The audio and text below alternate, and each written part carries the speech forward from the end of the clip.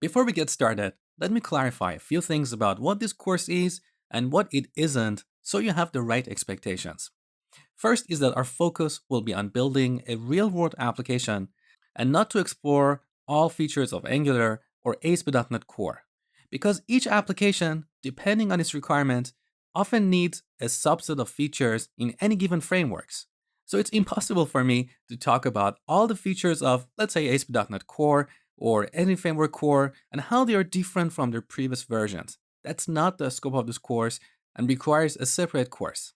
In this course, I'm assuming you're familiar with Angular 2 and the previous versions of ASP.NET and Entity Framework, that is ASP.NET MVC 5 and Entity Framework 6, and want to quickly get up to speed with .NET Core in a hands-on and pragmatic way.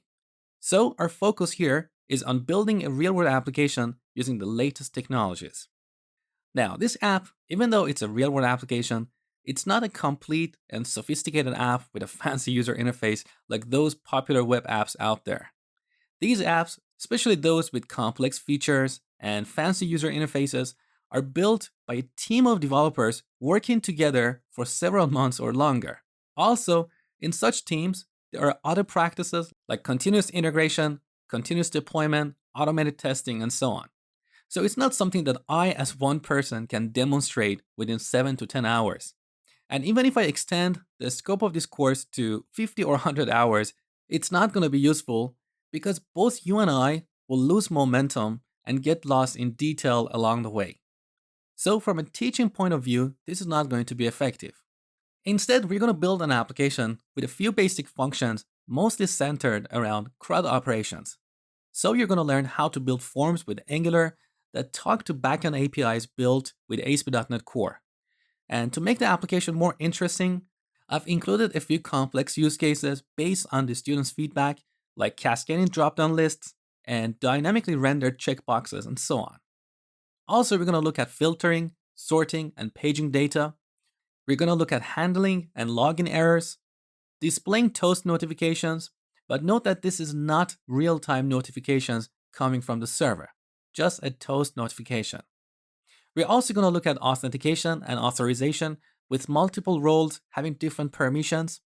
We're going to look at preventing CSRF security attacks. We're going to look at uploading photos with progress bars, displaying charts, dialog boxes, and so on.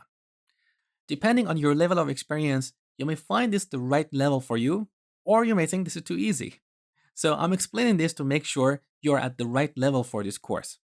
If you're looking for an application with a complex domain and want to learn about domain-driven design or design patterns, continuous integration, automated testing, this course is not what you're looking for. Having said that, you're welcome to extend this application and add new complex features, but that's not within the scope of this course. Also, this application is going to have a very simple user interface, so our focus is not on something that is visually outstanding. That's the job of a UI designer, not a programmer. If you're good at designing user interfaces, it's a bonus. It helps you stand out from the rest of the crowd, but it's not something that is expected from you. And one last thing about the 60-day challenge program. As the title of this program says, this is all about challenging you and helping you take your coding skills to the next level. So, as you're building these features, you may get stuck, you may get compile time or runtime errors, or certain things may not work on your machine. You're welcome to use the discussion board to post your questions, but you cannot expect me or others to help you solve these issues. That's your job as a developer.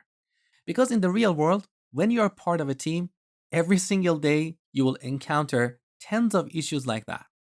There, you don't have me or other students in the course to help you. So you need to do your own research and find a solution. And the first thing you need to do is to jump on Google and type the error message or the problem. I can guarantee that in more than 90% of the cases, you can find your answer on the first page of Google. And guess what? That's exactly what I do when I encounter issues. So if you're going to post your question and expect me to help you, chances are I may not know the reason why you're having a problem on your machine because I don't know everything. Yes, in this course, I'm your instructor, but outside this, I'm a student myself. So when you ask me something that I don't know, I have to jump on Google and do research on your behalf. And this will prevent you from growing.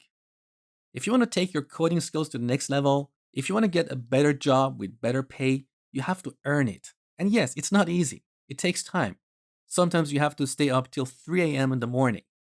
Nobody said it's easy. But if you're passionate, if you're determined, you can earn it. You can be a senior developer with a good job, with a good pay. And that's the whole purpose of this 60-day challenge program, to push you out of your comfort zone. Okay, now that you know exactly what this course is and what it isn't, let's take a look at the prerequisites in more detail.